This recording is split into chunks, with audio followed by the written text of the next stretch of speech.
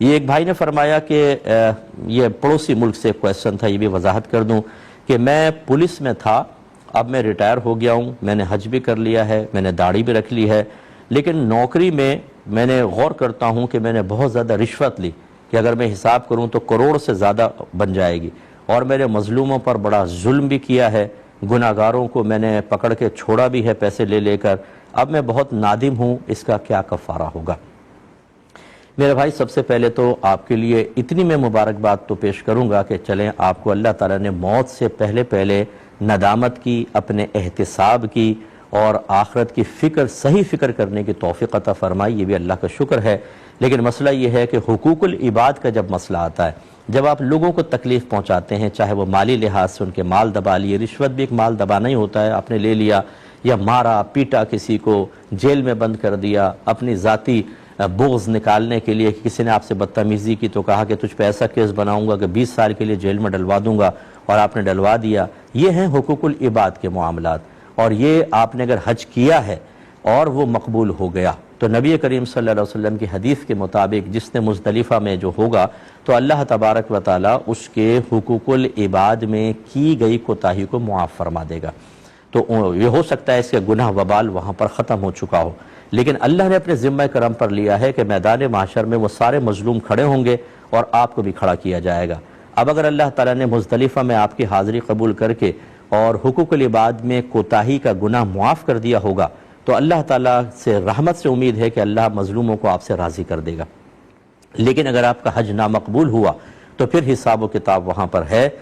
اب اگر وہ سامنے والے مسلمان ہیں تو پھر تو یہی ہوگا کہ آپ کی نیکیاں نکال کر ان کے نام اعمال میں ڈالی جائیں گی، اور حساب کتاب پورا نہیں ہوگا تو ان کے گناہ نکال کر آپ کے نام اعمال میں ڈالے جائیں گے، اور پھر کیا انجام ہوگا یہ اللہ کی مشیت پر موقوف ہے۔ لیکن اگر آپ کے ظلم و ستم غیر مسلم کے لیے تھا تو بہرحال ظلم کی سزا تو آپ کے لیے ہے، لیکن آپ کی نیکیاں نکال کر اس کے نام اعمال میں نہیں ڈالی جائیں گی، کیونکہ کافر کے لیے کوئی انعام نہیں ہے، کوئی سہولت نہیں ہے، کوئی آسانی نہیں ہے، اس کے لیے بحکم قرآن و حدیث ہمیشہ ہمیشہ کے لیے جہنم ہے۔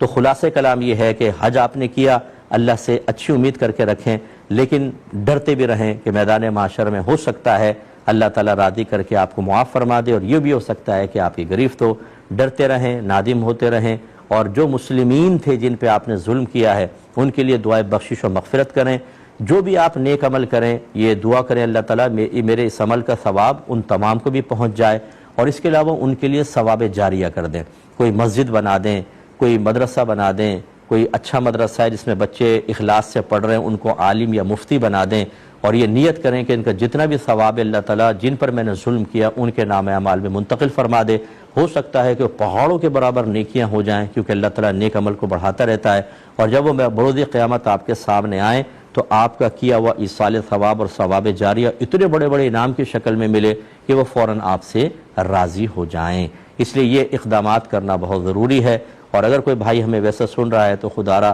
اس سے پہلے کہ آپ کے لیے مطلب اس طرح کے معاملات ہوں کہ آدمی نادم شرمندہ ہو یا اچانک موت آ جائے اور توبہ کی توفیق بھی نہ ملے اور میدان معاشر میں پھنس جائیں، ہر ایک کو، چاہے وہ پولیس کے محکمے سے ہو یا آؤٹ سائڈر ہو، کوئی دوسرے محکمے سے تعلق رکھتا ہے، ظلم تو ہر جگہ منع ہے۔ مجھے بھی اپنا احتساب کرنا ہے، آپ بھی اپنا احتساب کیجئے۔